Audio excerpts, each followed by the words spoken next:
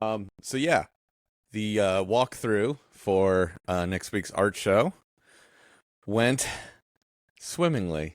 Um, I had all full expectations to kind of go in and make things a little bit easier for myself, and instead have made them profoundly more difficult. So, Any details on that you can share? Or is that all to be revealed? I mean, it's all to be revealed. Yeah.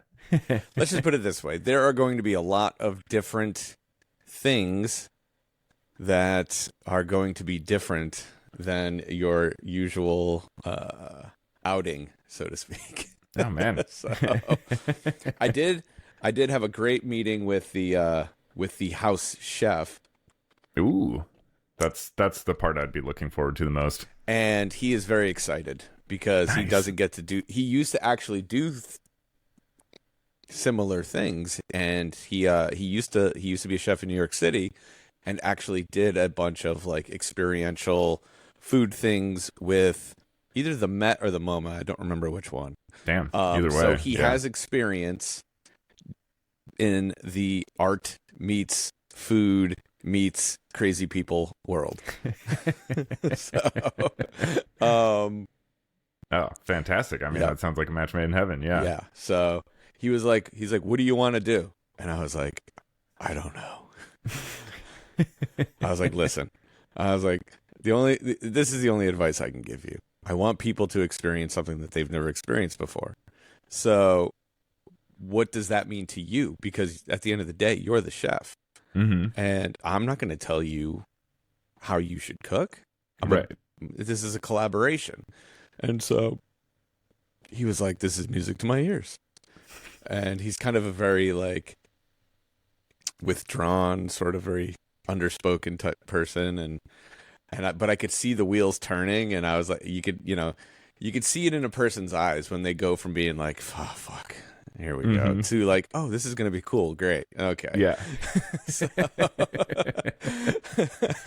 It's always nice to see that change. Yeah. So that was a great success. And then the lighting installation is in progress. And it's going to be very interesting and very special, I hope. It's going to be fucking weird and wacky and all sorts of fun, and I'm going to try some shit out. So awesome. Well, I'm excited to see how the Laser Shark X food pairing goes. Yeah, me too. That sounds really, really fun. Cool. Do you have somebody come in to document the whole thing? Of course I do. Wally's coming. Oh, cool. Oh, awesome. Then yeah, it'll be well documented. Yeah. I am not going to let my first like public show not be documented by the greatest photographer in the world. So, yeah. So my dear friend Taylor Wallace, I'm sure many of you have seen his work. He runs a live coverage. He's done it all: Super Bowl, WrestleMania, big fight. I think he did the Tyson Jake Paul fight. Oh no shit! He's done. I don't know if he's done the World Cup, but maybe he did the MLS. Big sporting events, all the big festivals. He works with Fish occasionally. He's worked with us occasionally. He's done it all. And the guy's a legend. So fortunate to have friends like that are willing to help, make these things greater than. So yeah. So Wally, thank you for joining in on this craziness, and I love you. You're my favorite. Yeah. You're still only my second favorite ginger, though. Oh, who reigns supreme? Trey Anastasio. Oh, okay, sure. That's yep. Makes sense. Yeah. Funny enough, I've actually been listening to like tons of Fish lately. Good. Yeah. It's this whole CD player thing has rejuvenated my love of the Vermont foursome. You gotta see. Oh, that's right. We talked about this. Or wait, no. Yeah. Did you listen to a live one on CD? Is that what? Yeah, that was part of it. Because we basically, long story short, we uncovered like 6 binders full of CDs at Hannah's parents' place. Oh wow. And it was just one of those like, well, I mean, I'd like to listen to some of these, you know, why not? That sounds like fun. So I just got like a, cheap portable CD player, and it's been great. It's just like totally, in a lot of ways, rejuvenated my relationship with music in general. And just a more intentional relationship with music, I should say, instead of just having stuff on in the background or whatever and letting, algorithms like take care of stuff, which usually just results in me being like, what is this garbage? And yeah, just kind of like picking an album, turning it on, and like letting it play. Yeah. Well, I mean, and that's beautiful thing. Yeah. That's the, the vinyl revival is, same. But I will say, Actually, CDs are way cheaper.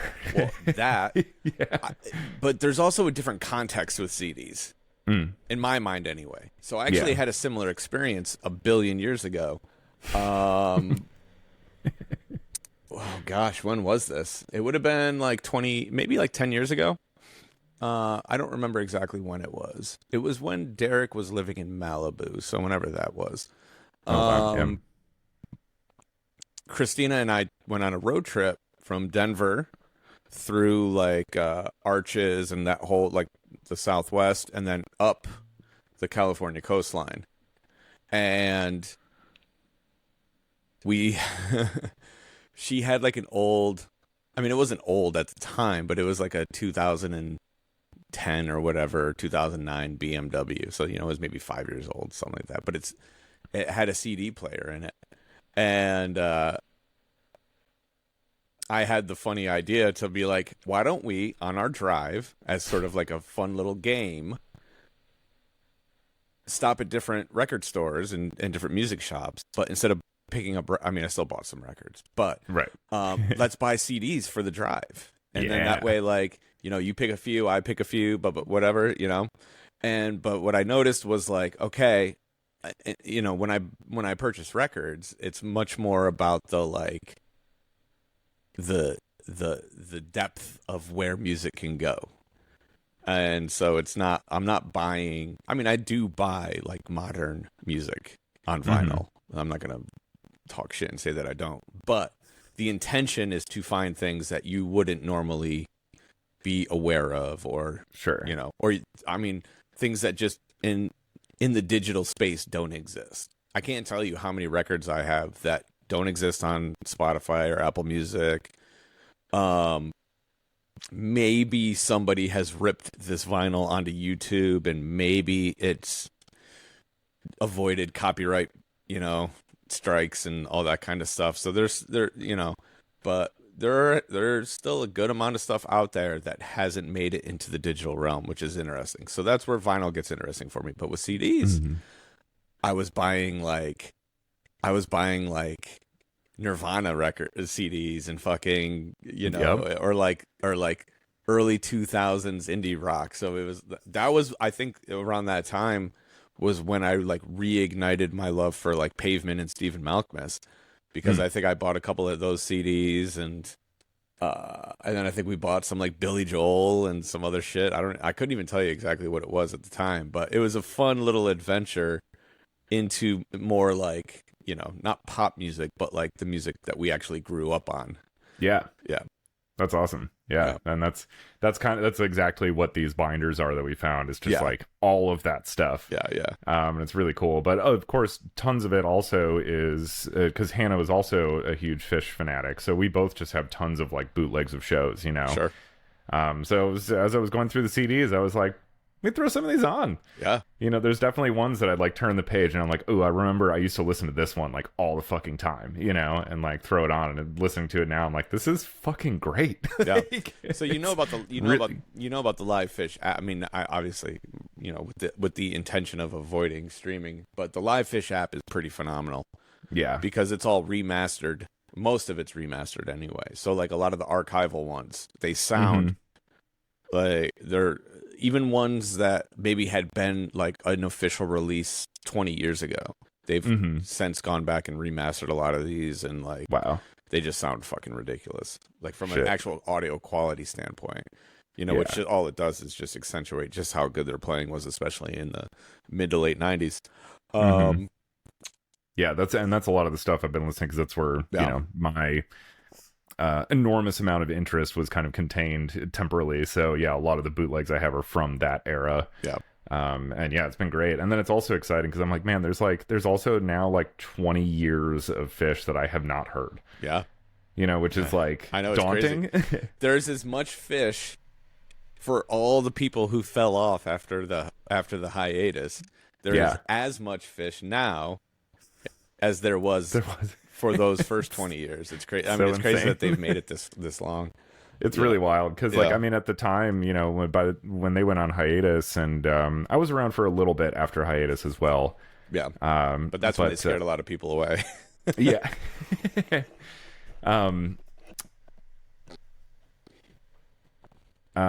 Totally lost my train of thought. Don't remember what I was going to say. Something about.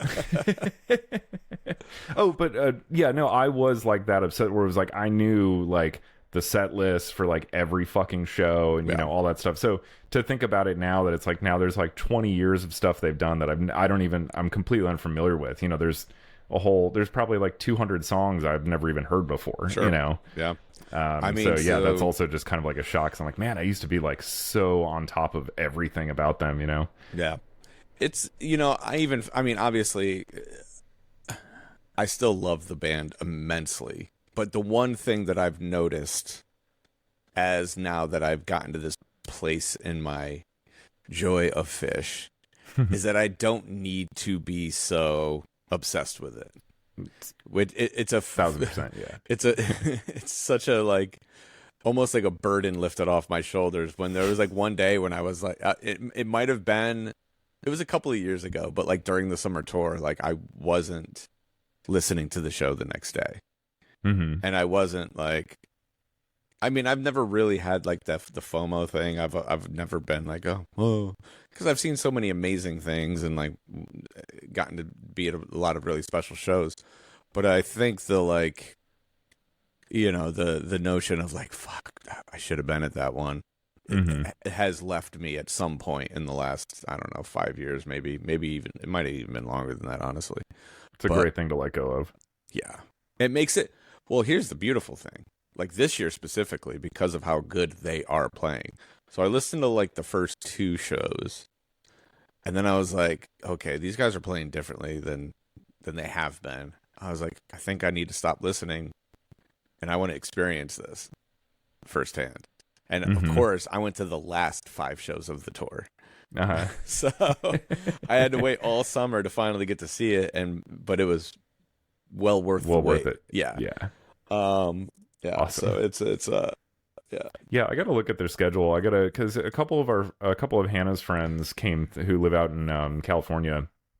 They came, and they have family still here in Chicago, but they came through a couple years ago when Fish was playing. I want to say like United Center or something like that, and maybe Rosemont, but or Allstate, whatever the fuck it's called. I think it was. They've been doing United Center lately, which is interesting because they used to do Rosemont. Yeah, I used to see him I saw him at Allstate plenty of times. But yeah, they came through and they invited us and asked us, and we were both kind of like, I don't know, time has passed, and all that stuff. And then now I'm like, fuck, we should have gone. There's always really fun. So I'm gonna pay attention next time they come through Chicago. I might try to grab tickets and I'll let you know. Let you know. I mean, sweet. We got New Year's coming up. What are you doing for New Year's? They still do Madison Square Garden? Yeah. Nice. Yeah. Haven't discussed New Year's. New Year's has become a very low-key affair for us over the past decade. Not for us. It's always an adventure of some sort. Yeah. But it's nice knowing now I can just take the train into the city and I don't have to like go through all this bullshit to try to get up here to see these shows. So yeah, that's cool. How long is the train ride for you? What's that? 90 minutes. Oh, not bad at all. Yeah, and it literally dropped. Like it's a 6-minute drive from my house, and then you're in Penn Station. Oh shit! Which is right underneath the Garden. Yeah, like literally directly, like door to door service. Basically, that's awesome. Yeah, it's incredible. Yeah. Fuck yeah! Sweet. Well, who knows? I mean, we'll see what's up. Yeah. I'll talk to Hannah about New Year's. Do we want to do something crazy this year, or are we gonna keep it low key? There you go. Yeah. So I brought an idea to Dorian, and I'm curious, have any ideas bubbled up to the surface? Uh, yes. Vague concepts of ideas, but yeah. Beautiful. I'm currently the part I'm struggling with right now is Well, trying hold to- on. Before you say what you're struggling with, we should probably tell everyone what the fuck we're talking about. So, Yeah, maybe. I don't know. so Or we just keep vague. yeah, well, yeah, we could. No, I want. Here's the thing. Yeah. This is what I mean, I've known this about myself for a long time, but pressure makes diamonds, right? So we got to put the pressure on ourselves to actually do this. It's true. Plant the seed. Yeah. Yep. So we have. I had a funny vision during one of my meditations, and I was like, we need to do a radio play. So if you don't know what that is, it's like it's a play that we broadcast on this podcast at some point. So think War of the Worlds or any of these like murder mystery podcasts. Those are all essentially radio plays, and we're going to figure out a way to put our own spin on it. But I think it's a movie with no pictures. a movie with yes, scripted dialogue Yeah. that follows a narrative of some degree, depending on how obtuse Dorian wants to get with this. So I wanted to capitalize on my co-host's stellar writing abilities, and I think sometime soon down the road here, there will be a Stroke of Midnight radio play special. So yeah. let's hear what you got, D. Well, so what I was going to say, what I'm struggling with right now is trying to come up, because we want to start it at least begin it as something fun, entertaining, enjoyable, accessible. That was the one edict that I gave Dorian, was that we can't go too dark too quick. Yeah, which is fair, which is very fair.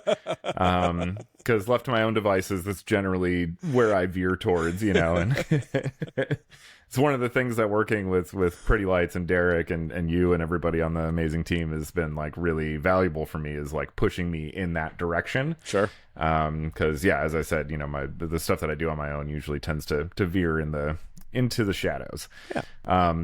But yeah, so just currently, I think with especially stuff going on in Chicago and the way that it's affecting like people that I know and love dearly. Oh yeah. It's just been a little difficult for me to kind of like get to that place mentally where I'm like, this will be fun. Yeah. Well, all I can say to that is that escapism is great therapy. Yep. Absolutely. So yeah, I'm trying to embrace that. It's just been hard to find time to escape when it's like literally like right outside, Well, maybe what you do with your other movie nerds is have like a Disney night or something. Mm-hmm. Yep, that'd be a great idea after necrophilia week. You should watch all the underappreciated Disney movies, like Robin Hood. Okay. And actually, I always liked that one when I was a kid. What's the other one I'm thinking of? The Fox and the Hound. Mm-hmm. Right? Is that Disney? I believe. I think so. That sounds right. Yeah. And then what's another good one? Oh, Black Hole. I've never seen it. I watched it once, and I wasn't paying much attention to it, but the soundtrack is awesome. Yeah. So that was one of the ones you pulled out in the video you sent me the other day, right? Yeah. It's awesome. Yeah, we did a bit of a this might sound like an oxymoron to some people, but like a comfort horror movie marathon on Monday. Hannah had the day off of work, and so did a couple friends. So, we watched some like comfort horror films. So would that be like campy teen slashers?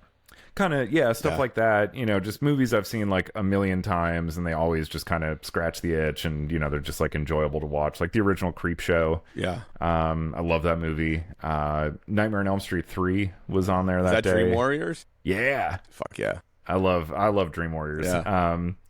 And then So for me, the ultimate comfort horror film is Evil Dead 2. I mean, it's kind of just like the ultimate film. But we're gonna do a special day just for that and Army of Darkness, because that watching those two back to back is it's a fucking treat. I had it floating around here somewhere. I don't know where it went. Have you ever seen Rock and Roll Nightmare?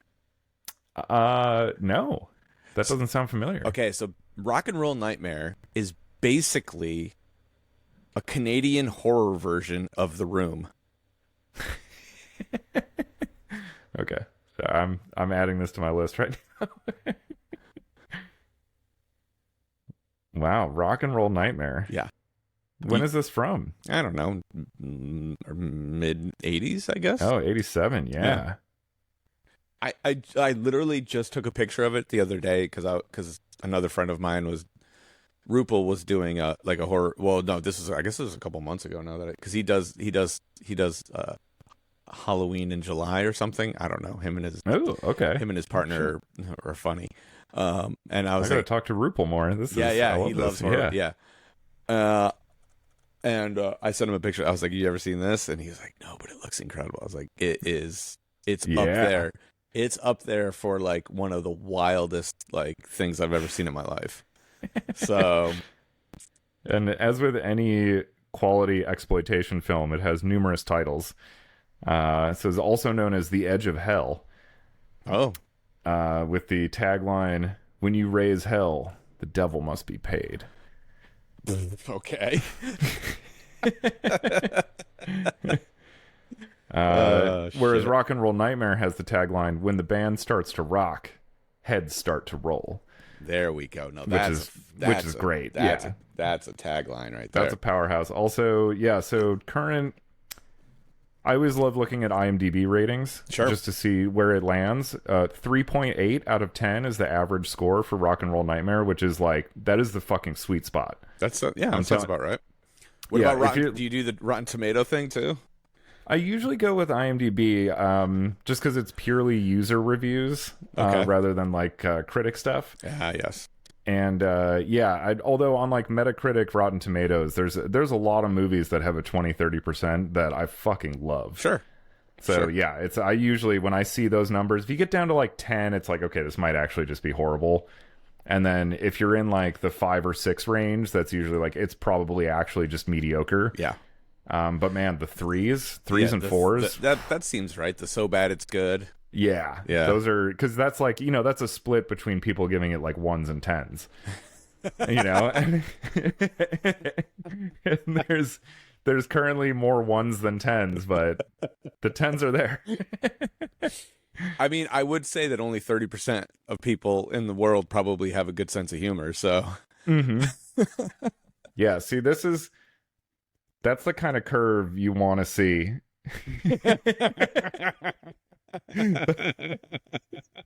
I'm definitely gonna add. So good. I'm definitely gonna add to the 10. Yeah, Rock and Roll Nightmare. I wish oh man, it's right here somewhere. I know it is. Oh, it is. It's literally directly behind me. That's why I couldn't see it. Nice. Ooh, yeah. Oh man, that looks good. Yeah, dude, it's so good. Okay. It's so good. And then here's Was this just like a random discovery of yours? Here's the back. Oh yeah. Oh man. Sex, Death, and Rock and Roll. Still selection also is great. Yeah.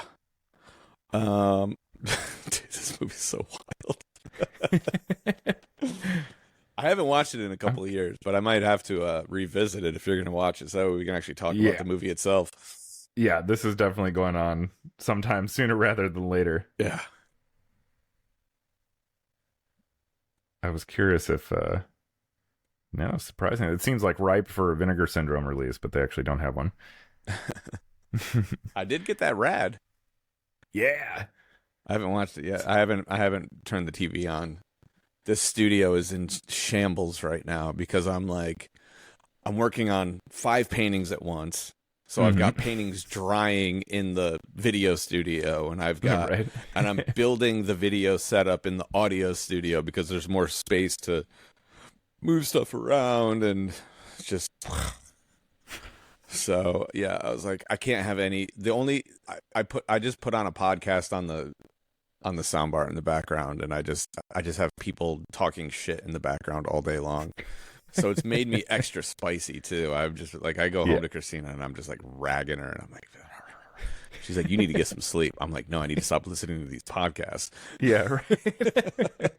My only human interaction. Yeah, is just literally like my only human interaction. people abusing each other. Yep, pretty much. Yeah, in a friendly way. Yeah, but, in a very friendly way. Yeah. Well, I'm glad you brought up Rock and Roll Nightmare, because I did, just being on theme. I kind of got. I feel like I finally got into the season, the Halloween season. I've been trying to, usually like Hannah puts up all these awesome decorations around our place. Our place looks amazing right now. And watch a lot of horror movies. I had a really bad run the first like week and a half of October of like, I was trying all sorts of movies that I'd never seen before, horror movies, and it was just like fucking bad one after bad one. Like really, modern horror, all over the place. Yeah. It was just kind of like sapping my excitement over the Halloween season, rather than feeding it. And this past weekend, we had our day of comfort horror on Monday, which was great, but also did watch a modern horror film called Talk to Me, which was really good. I was kind of blown away by how good it was, actually. Not like a perfect film by any means, but especially for like modern films and modern horror in general, my bar is like, it's so fucking low. Yeah. Because so much of it is just so bad. And this was good. Like, it was a good movie. What's the guy's name? Is it one of the? It's Key and Peele, right? One of those two. Yeah, Jordan Peele. Yeah, that started directing horror movies. Yeah, he did Get Out and Us and Nope. Yeah. And he is actually working with Hideo Kojima on Kojima's newest game, OD. Oh, wow. In what capacity, nobody really knows as of right now, but they did a little presentation together, and they are working together in some way on this film, or on this game, which is really, really exciting. I do like Peele quite a bit. I was gonna say, so are those good modern horror?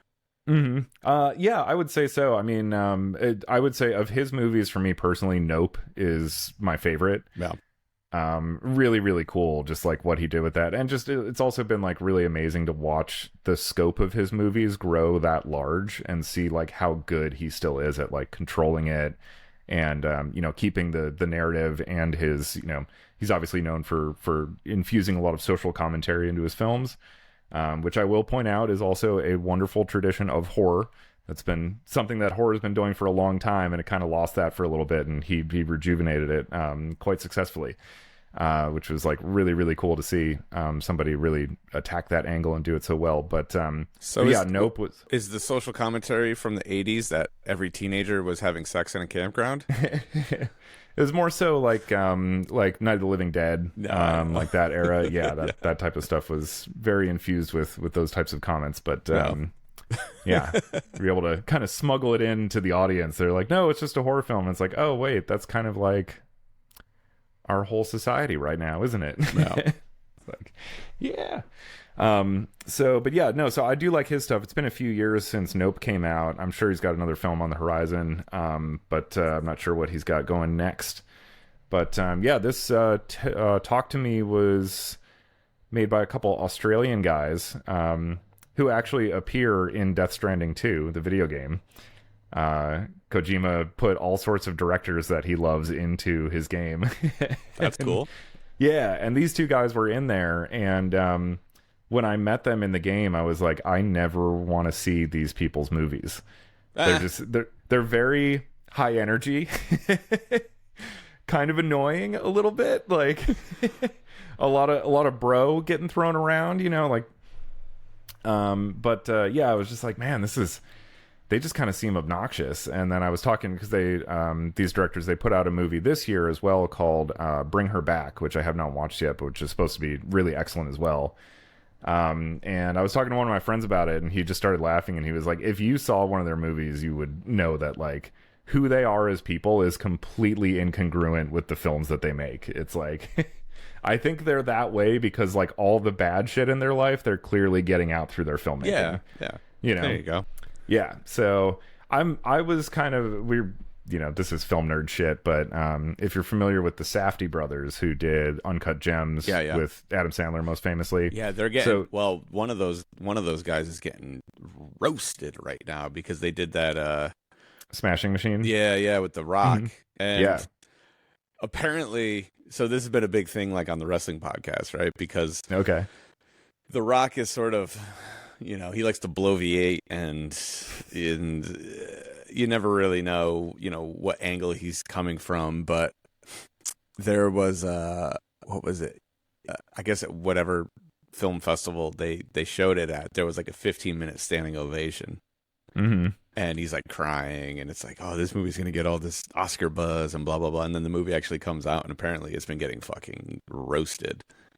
So like, I don't know because I don't pay that much attention, but apparently everyone in the wrestling world believes that the movie is a giant train wreck joke, even though it's meant to be serious. I don't know. So I don't know. Well, I saw it last weekend, and what'd you think? I don't know anything about UFC. I thought The Rock was genuinely fucking incredible. Oh, okay. Like, I was kind of floored by how good he was in this movie. They seem to get that out of people because, I mean, you could say the same thing about Adam Sandler too, right? Yeah. No, totally. I legitimately despise Adam Sandler personally. I'm not a fan whatsoever, but I loved Uncut Gems. Yeah.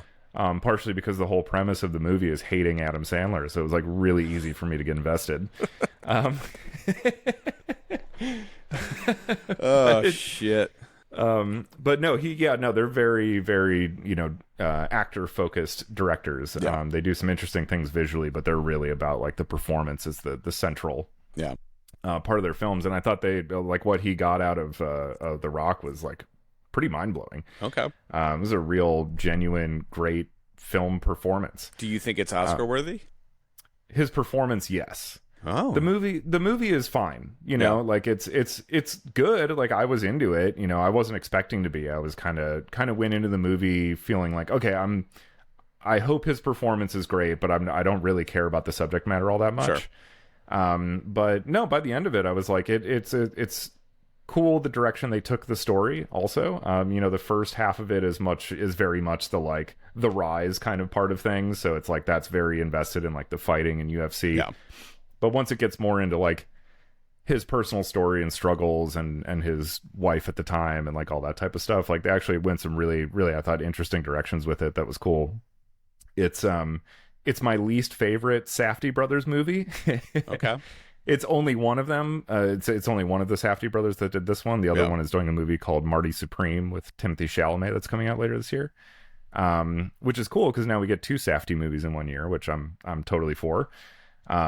But yeah, it was good. I just like Uncut Gems and this other movie they did, Good Time, with Robert Pattinson, and then one of their earlier films, Daddy Longlegs. Like these movies are tremendously good. Yeah. So I don't say that to say that Smashing Machine is bad. It's just not as good as the stuff they've done before. Yeah. But no, his performance 100% is award worthy. Like it's excellent. It was probably like 30 minutes into the movie, I realized like I'm not even thinking of him as The Rock anymore. Yeah, well, that's good. Which for somebody of that kind of stature and presence, in a public sphere to like actually really disappear into this role was like really, really impressive to watch. Nice. So yeah. I've had a great time listening to people fucking talk shit about it. Okay. Yeah, as far as like its actual representation of like what was going on and stuff. And I mean, I can see too, there's some like weird decisions, that they made that like for me I thought were great.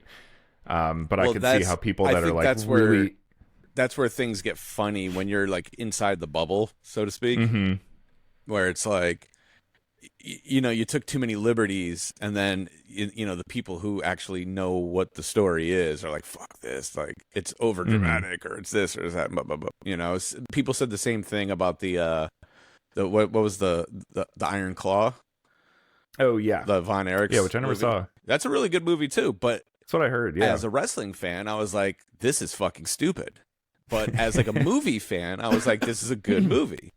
And so it's like one of those weird things when like when the subject matter is too inside for you, it can be a weird experience.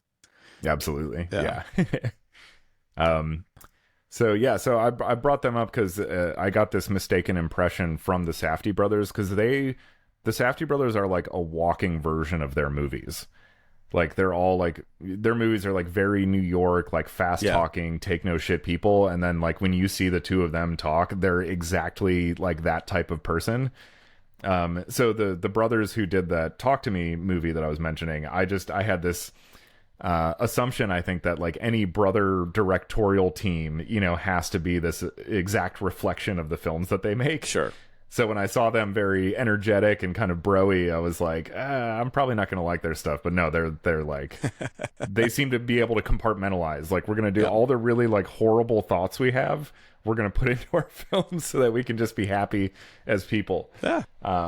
So yeah, so it was cool. So Talk to Me was really great and just got me into the mood. So nice. I just noticed something that I want to show you, and maybe I can dub these and send you a copy. Maybe this will help really kickstart the Halloween spirit. I'm going to unplug my headphones because I don't want to take these off. Okay. Yeah. But so what I want to ask Greg is, you know, when was the last time he was actually scared by a movie, or, I mean, I guess any piece of art or the world? I don't know. I don't really get scared by films anymore. I haven't for a very long time, and I wish I did, because I used to love that feeling. It was great. I mean, I don't know that I ever got scared. Yeah, it was fleeting even when I was younger, but there were times. I remember the first Texas Chainsaw Massacre movie, the original Tobe Hooper one. I saw that when I was probably like 12 or 13. And that one actually freaked me out.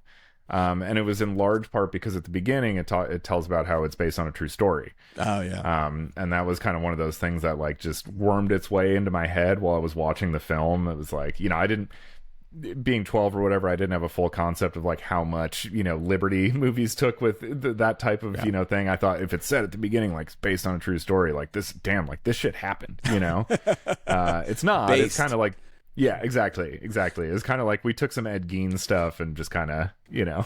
Yeah. But they sold that really well at the beginning. There's this like John Larroquette voiceover that's like very kind of like, I don't know, emotionless and robotic sounding, but it's kind of telling you like these are true events. Makes you it know, feel like a documentary, not a exactly. Yeah. And then I mean there's some genuinely pretty disturbing stuff in that movie too. But I feel like I was like 12 or 13. I think that was the last time I was like truly scared. I mean, I don't know if scared's the right word, but Irreversible fucked me up. Yeah. That movie will fuck you up. Yeah. It is specifically calibrated to do that. Yeah. Exactly. That's the only one that I can think of where I was like, God damn it, what the fuck did I just watch? Like, for real. Yeah. It's funny. It's interesting you bring that up too, because I was going to mention that the only movie that's come close is the same director who did Irreversible, Gaspar Noé. He did, his most recent movie is called Vortex. Came out like, I want to say 2 or 3 years ago. And that's the close, that movie, again, yeah, like you said, it didn't really scare me, but like it fucked me up. Yeah. And because it was so real is really the thing. Like a lot of his movies are like Irreversible and Enter the Void, and he's done a lot of great stuff. But his stuff, he's always been, you know, kind of a bit more of a shock artist, and like openly so. He's like, no, I want to do stuff that like is really going to, I'm going to manipulate the audience. I'm going to put things in front of them that are designed to like disturb them, you know, and things like that. So it was very like forceful. Yeah. Whereas Vortex, his latest movie, is like very very deliberate and very quiet and very real. Okay. And it's just about like an old couple, and it's just these like two old people that have been like living happily for a while, and then like things start to deteriorate. Like one of them starts to lose his memory and things like that. And it's just like that stuff that really upset me. That's confronting death. And if you do that in a really, really effective manner, that is the scariest shit ever. Yeah, and him being Gaspar Noé, being like a brilliant filmmaker, he also he took what could have easily been a gimmick and made it into this really effective technique where the whole movie is split screen, where one half of the screen is the old guy's point of view and the other half of the screen is the woman's point of view. Oh, interesting. So as each of them are experiencing things, we kind of see like both perspectives on it, and I don't want to say like where things go with it, but the way he utilizes this and creates an absence, for one or the other or both of them, or the way that he plays with that like was really, really effective. And that movie was, I came out of that theater like it was a late night screening too. It was like midnight when we got out, and I was just like a mess. What do I do with myself now? Did you go eat pancakes? My friend Bobby and I, we like walked home silently. Like neither of us said a word after this movie. We were just like so it's powerful stuff. It's a really tremendous film, but man, yeah, it really, like killers in the woods, supernatural stuff like that, like none of that is scary to me anymore. It's like it's fun if anything, but this is some real shit that we're all headed for, you know? Yeah, exactly. It was really very very just unsettling, I'll say. So I have no idea what's actually on these, but one of the tape trader guys that I work with has taken it upon himself over the last 5 years, and he has created these fantastically fun Halloween mixtapes. Ooh. So I believe that these are different Halloween themed shows with like the original commercials and such, but then there's also like there's all sorts of different shit on here, is my understanding. Awesome. And so there's one for every year for the last 5 years. So Dead Media Junkies on Instagram, if you're into any of this goofy nerd bullshit that we talk about. This dude's the man, and I intend to watch some of these it'll probably be the day after the art show. Sure. Yeah. I'll probably lay upside down like a bat and put these tapes on. I have no idea what's on these. Wow. But the covers that he made are fantastic. This one's hilarious. There's like a whole like beach party scene with like and then let's see what else we got here. Oh man, well yeah, I definitely need a report on what you discover upon those. This one's got awesome. Like all the Universal monsters on it. I don't know if he went down that rabbit hole for this year or not, but okay. Nice. Oh, these are funny. I wonder if he did these drawings himself. I gotta ask him. Oh damn, yeah. Those are impressive. Yeah. So I got five of these mixtapes to go through to really spark the Halloween spirit. I will say this much: the fucking foliage out here is incredible, and I've had to drive into like the woods a couple of times here over the last week for different things, and like it's funny how little things that you forget. Well, it's not that I ever forgot, but that I haven't really gotten to experience in its grandeur in a very long time. And it like for the first time, like I was like, man, like I finally like it. I feel home, and I think like the seasonal change and just being because like the summer was so chaotic. Granted, the fall is also chaotic, but it's like this different sort of. Like I'm like I am home. The leaves are changing. The temperature's dropping. I'm starting to be familiar with my surroundings. Yeah, and like all the things are happening, and so like that one little thing, like just these drives and like all the orange and reds and yellows and all of that stuff has helped me keep my sanity. So I don't know, like if you drive into like. Northern Illinois or something. Do you guys have good foliage out there? Yeah, we do. Obviously not in the city just because there's not much, but yeah, there's a lot of we take Jimmy, our dog, to go on walks in the woods and stuff sometimes. So There's a good system of like nature preserves and like foresty areas and stuff around us, and yeah, they get pretty awesome. Yeah. And out in the suburbs and stuff like that. Nice. We do. I'm sure not as epic as what you're experiencing up in upstate New York, but yeah, we get a little bit of it. Nice. But yeah, that's cool because I'm guessing, you know, I haven't spent a lot of time in Atlanta, but it's probably like kind of feels like the same season year round. I'm guessing. You know, there's a seasonal change there. It happens quickly though, and it happens later in the year. Okay. So like, but what the problem with Atlanta? What ends up happening is in the fall, when the leaves start to turn, it also rains. It's like fucking monsoon season down there. Okay. And so all that foliage, it may exist for 3 days. And then every leaf is off the trees before, like in a blink of an eye. And so it's just a bit more fleeting down there. But it's also just different. I don't know. There's just the concentration of the different types of trees and the way that it all just kind of rolls up here. Is just it's how everything works together, you know. So it's not just, oh, look at the leaves on the trees, but it's just like the natural beauty of the like curvature of you know, this part of the state. It takes on a different life, and then it gets even better the further north you go. So like if you get into like Vermont and New Hampshire and Maine, it's fucking bonkers up there. But you have all the maple trees and all that stuff up there, and those things get like really dark, deep, vibrant red and shit. Ooh, like, yeah. That's awesome. That's where it's like really special. Like people will like go on leafing vacations. I've heard about this. Yeah. I've heard it's the object of much consternation among the locals. Yeah. So, but yeah, it's been a huge boost to my disposition. So thank you, nature. Yeah. Thank you, nature. I'm looking out the window right now at these 3 trees that are bright red right now. It's been cloudy the last few days, and they're just screaming at me.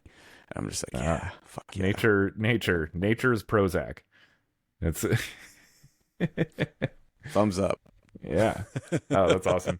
Yeah, actually, you know what? I haven't really thought about this, but we took there's an area in Wisconsin called the Driftless region, which is where Frank Lloyd Wright lived there. His main compound and house, Taliesin, is there, and then there's this really insane place called House on the Rock, which if you've never heard of House on the Rock, just like look it up. It is one of the most insane places I've ever been. It's one of those things like, if you describe it to people, they think you're insane. Yeah. And like, there's no way this could ever exist. And you're like, it exists. And that's one room of a place that took me 4 hours to go through, you know? Oh, like, Jesus. It is a complete, like, just insane person built this place. Yeah. But anyway, it's this area called the Driftless region. You can tell why these like very eccentric architects were attracted to this area, especially like Wright, who was very into integrating nature and like the natural environment around him into his buildings. So it's this gorgeous region where, because most of Wisconsin, if anyone's ever driven through it, is just flat. It's just flat farmland. It's super boring. Sorry, it's just the way it is. Most of Illinois is the same way too. So not talking shit about Wisconsin, although that is a famous pastime of Illinois residents. But this area, the Driftless region, there was no glacial drift, so things didn't get like flattened out. So it's like you're driving through Wisconsin and all of a sudden you get to this area where there's these just like rolling hills of these like lush green, grasses, all these incredible trees and stuff you don't really see around, in other parts of the state. It's like really just kind of turning a corner and being in another world. Yeah. Really amazing. But I bet they probably experience some really incredible stuff like what you're describing, in the fall. I'm like, hadn't even considered that until now, but that might be a really cool place to go this time of year. How far away is it from you? Couple hours. Yeah. Saturday road trip. Boom. Yep. Yeah. It's a cool spot. Oh yeah. Mm-hmm. Well, I think you have to run in a few minutes, don't you? No, I've got another hour. Oh, okay. Yeah. Oh, okay. It was 11:45 your time, not 11:45 my time. Correct. Got it. All right. Yeah. Well, then, with that being said, let's brainstorm some ideas together for our radio play. Yeah. Because I think one, I understand exactly where you're coming from. Sometimes it's very difficult to present positivity when surrounded by such negativity. Mm-hmm. So, But so in the spirit of your upcoming art show, though, however, the darkness should allow a light to shine. well, exactly. So that's the message we want to bring to the world, mm-hmm. is that shit's gonna happen. So it's how we, our perspective and how we navigate these things, that's important. And I think so. Do you remember the movie Space Invaders? Yes. Okay. Is it? Oh, wait, Spaced Invaders. Maybe I'm confusing because there was what was that Simon Pegg show? No, it's not Simon Spaced? Pegg. I don't know. Okay, I think that was just called Spaced. Okay, so here's homework assignment number 1 is go watch Spaced Invaders, because I think that may be a good inspiration for lighthearted yet something. So Spaced Invaders. That's okay. It's been a very long time, but yes, I have seen this. What a premise! It's so good. Yeah, exactly. Dim-witted. So the premise, very briefly, is dim-witted Martians drop into a little Illinois town on the day that the local radio station happens to rebroadcast Orson Welles' 1938 War of the Worlds. There it is. That's incredible. That's great. Yeah.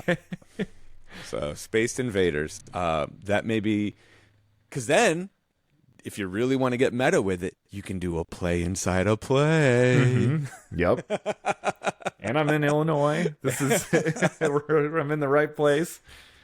A new adaptation of Spaced Invaders.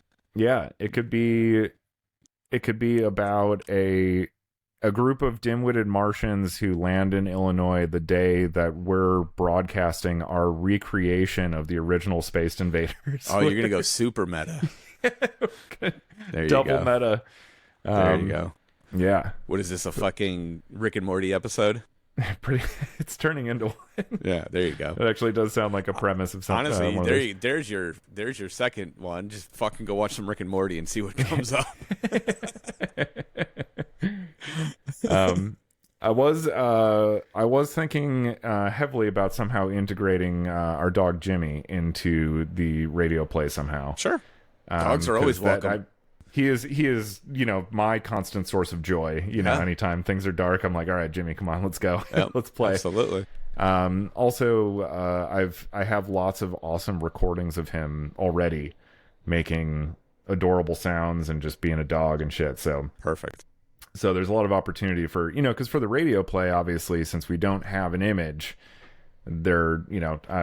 my way of thinking is that there should be a bit more, sound design element to really bring you into the story. Yeah. So don't worry. I got all the weird sci-fi sounds at my disposal over here. I'll make a bunch of samples, and we can do it. So we should definitely lean into, I think sci-fi is a good starting point for us. That is a great starting point. Yeah. Do you have a theremin around, or you got theremin samples? Dude, I've got a fucking massive analog synthesizer system over there. I can make any sound on the planet. Cool. I've also got a bunch of crazy plugins. I got this one. What's it called? It's called Frames by Void and Vista that I just got, and it does it's straight up intergalactic mayhem sounds. Like big. You can do theremin style. You can do like Mellotron, like the big like choral synth sound effects, all that kind of stuff. There's all sorts of wild shit going on over there. That was the one thing for the show next week where I had considered, if I had more time, I would, but I'm definitely not going to. I had to cut something. I was going to make a bunch of like interludes that kind of interconnected all of the songs that I'm selecting for the live performance. Gotcha. And I wanted to introduce some original stuff, but I just don't have time. So, so that'll be for part 2, whenever that version 2, 2.0. 2.0. Yeah. All right. So sci-fi. I got a dog. Jimmy's an alien. I don't know. It's a body snatcher type situation. This alien showed up. The first thing it came across was a dachshund and decided, Well, I think, this. well, or Jimmy's the main character, and he's the only one that can communicate with the aliens. Okay, so we got sort of a like they live situation. Yeah, In a little bit, yeah. I don't know. The only These one are who just knows. ideas right now. We're just throwing shit at the wall, and you can fucking figure it out. Yeah. That's what Jimmy's barking is all about. He's communicating with the aliens and probably saving our lives, but we don't even know it. We just think he's being an, obnoxious, barky little dachshund, which is what they do. And then what else? What else was I thinking? Because I was thinking about this the other day after I talked to you, and I had some.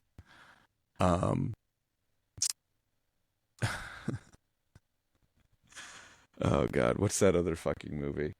Oh, if we're gonna go sci-fi, we have to, at the very least, figure out. There has to be not three, but there has to be a couple crossover, like, cameos. Okay. I.e., like fucking Howard the Duck. Okay. Or fucking what's the raccoon from Guardians of the Galaxy? I don't know. Oh yeah, Rocket. Yeah, let's. I don't know. If it makes sense, it would be kind of interesting because, like, the metaverse or like multiple timelines and all of this thing, and that's all the rage right now. So it's true. We could even go so far as to create conversations between clips from movies with Howard, like a dialogue taken from Howard the Duck and recontextualized in whatever situation we write for Jimmy or whoever the main character is. I could just rip a line from the movie and just shoehorn it. Yep. That's actually not a bad idea. Yeah. We can do some clever sampling to take some of the burden off of the actual dialogue that we have to produce and perform. So that's... I have some experience making fan edits, so I'm actually obviously there's a lot of AI tools nowadays to separate things. But yeah, I've learned many techniques for how to, especially if you can find a 5.1 audio track, like you can basically just like sound effects, dialogue, music, you can just like separate them. Oh yeah, totally. Which is really, really fun. You can rescore movies, you can remove characters. I did a cut of The Princess Bride without Fred Savage in it. It's called the Savage cut. A friend of mine requested this because he loves the movie, but he hates all the Fred Savage stuff. So he was like, "Could you cut him out of the movie?" And I was like, "Yeah, actually, I know exactly how to do that." Which, fun fact, Fred Savage only accounts for about 6.5 minutes of screen time. I was going to say, he's not even in the movie that long. Not that much. Yeah, there's a little bit of him and Peter Falk talking over the movie. Okay. Which was where things got a little trickier, but I did manage to remove every trace of Fred Savage from the film. You never hear him speak, and I even took his name out of the end credits. So when you watch the Savage cut, which only like 10 people ever have, it is thorough. You remember the movie Little Monsters? Yeah. That's a great one. Yes, indeed. I like this creating like dialogues between like characters from science fiction films and ourselves or our narrative framework. Yeah, that's actually a really, really fucking fun idea. Yeah.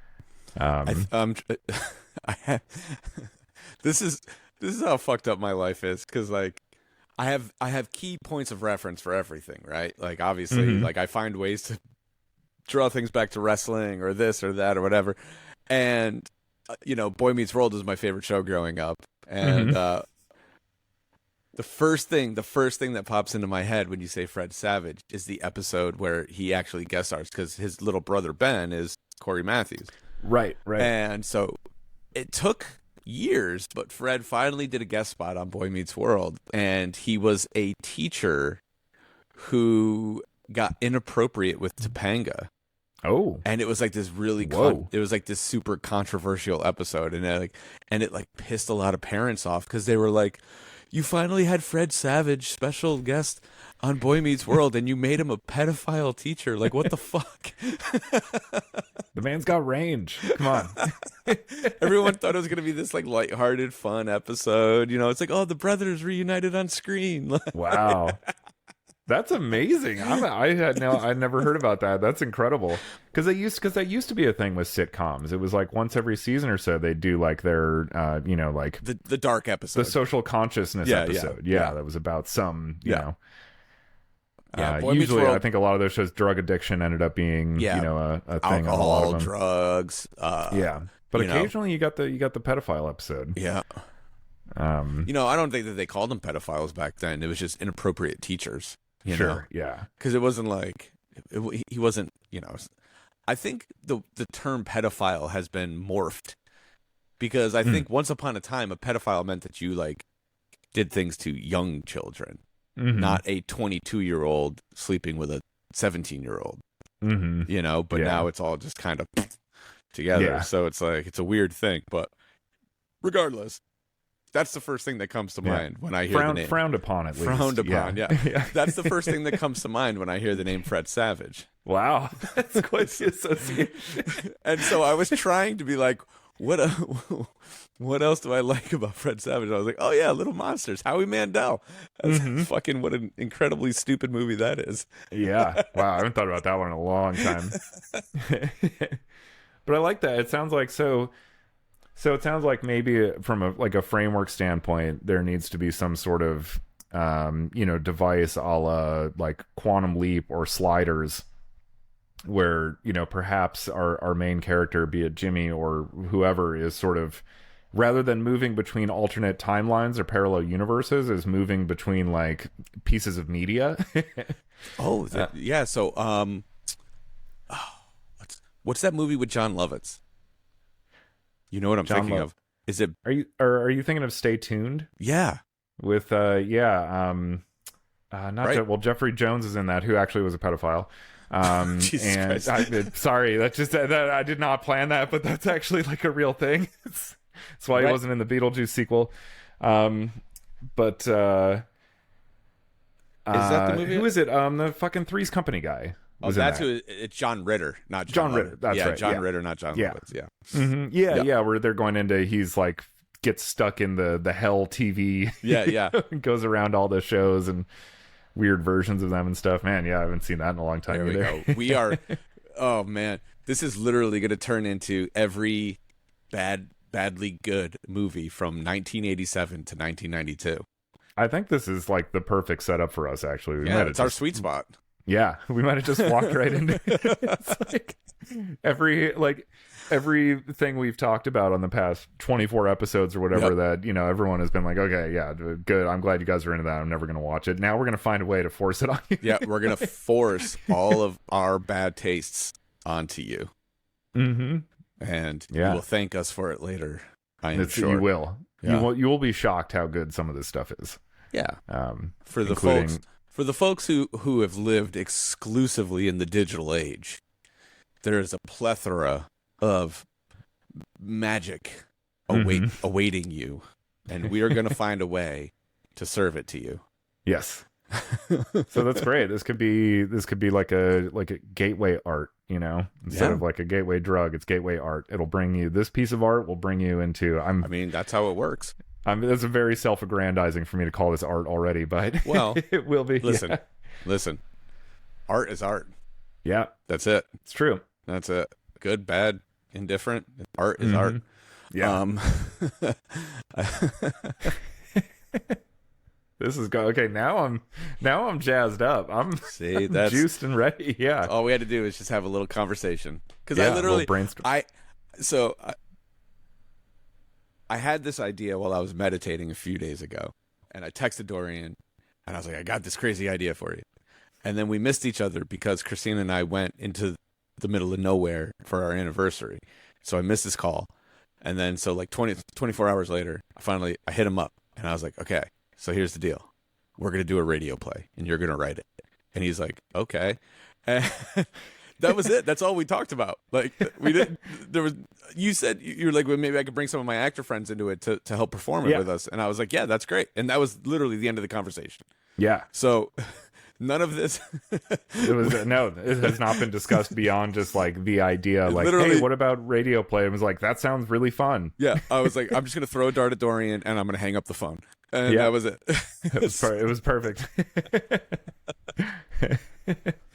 Sweet. Well, yeah, no, there's actually, because like I said, I do have some more broad, I guess, like concepts and things written down, but this actually gels with them quite well. So there you go. Yeah. It's exciting. It lets us go anywhere. We can step into any genre, direction, subject matter.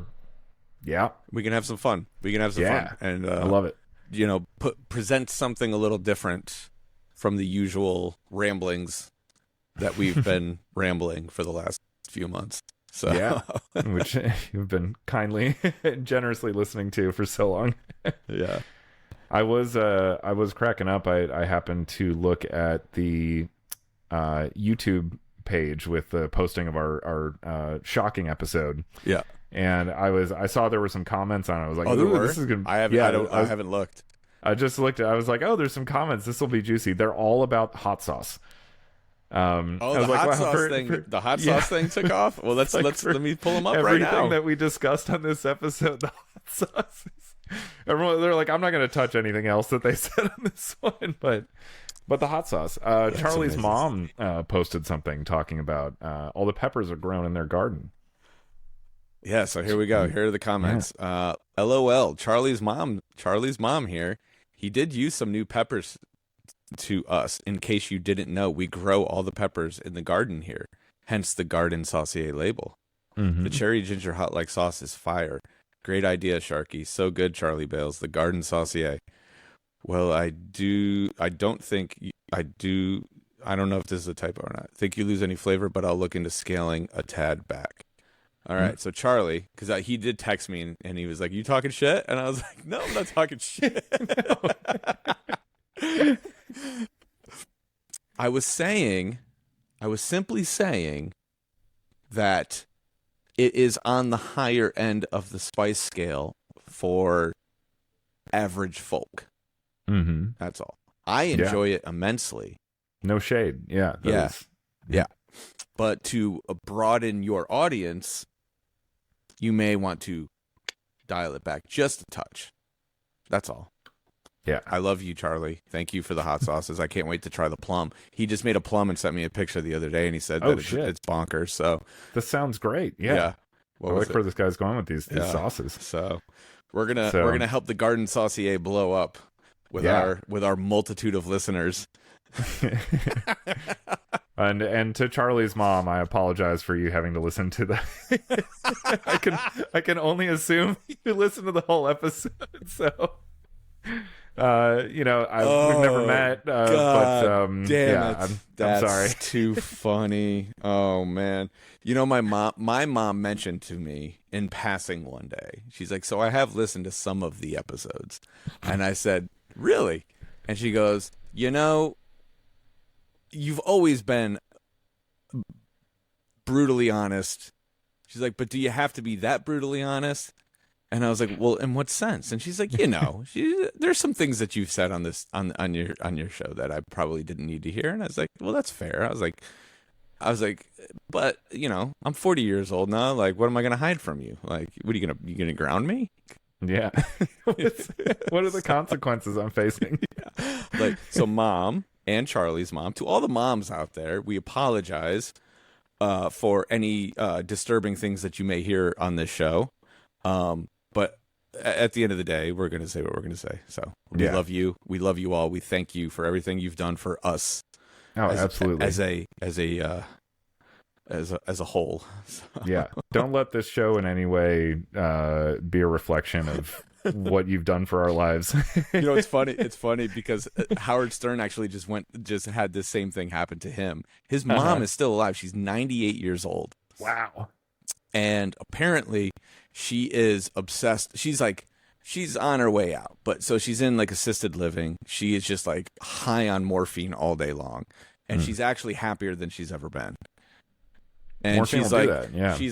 she's like kind of like the stereotypical like neurotic Jewish mother.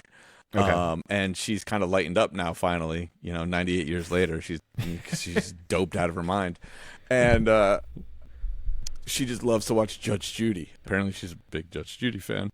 So one of her nurses set her up with like a YouTube TV account or something where you can like basically on demand like every Judge Judy episode. Damn, there's gotta be thousands. Yeah. And I'm assuming, because these things are always listening to us, when she talks to her son, she's like, Howard, whatever. And like at some point, the thing figured out that she's into Howard Stern. And so it started serving her sound bites and episodes of Howard Stern on YouTube.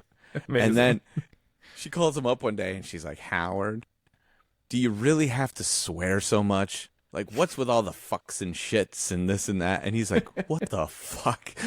Like, I'm being scolded by I'm 70 years old and I'm being scolded by my mother for saying fuck on the air.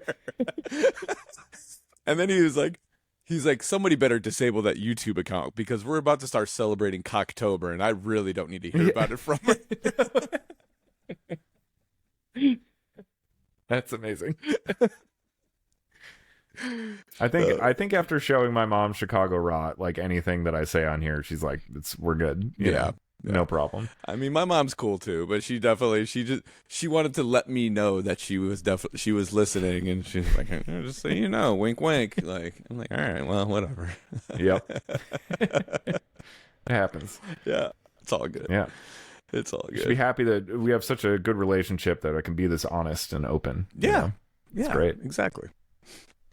Sweet. All right. Well, I'm gonna run because I'm gonna go bang my head into 15 canvases of half-painted paintings. Yeah, you've got a few things to do. Yeah. This has been a fun episode.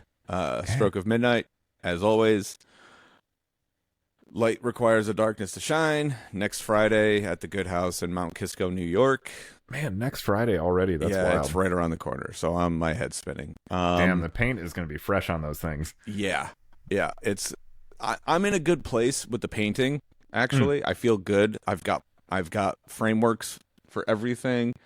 Oh, cool. Everything is in process, in progress, I don't know. So I'm not actually stressed about the painting part of it. I'm kind of like, I'm more so just like, because I'm out of my element in the performance area, and I'm going back down there on Monday to do the actual installation and then also kind of work through some of the more technical things. And then we're actually going to do a rehearsal, so to speak, on Thursday. Cool. So once that happens, I'll feel a lot better. But I'm like, because it's not that hard for me because I've always operated this way. But like my brain is in 4 different places all at the same time. Right. So it's like, I'm painting.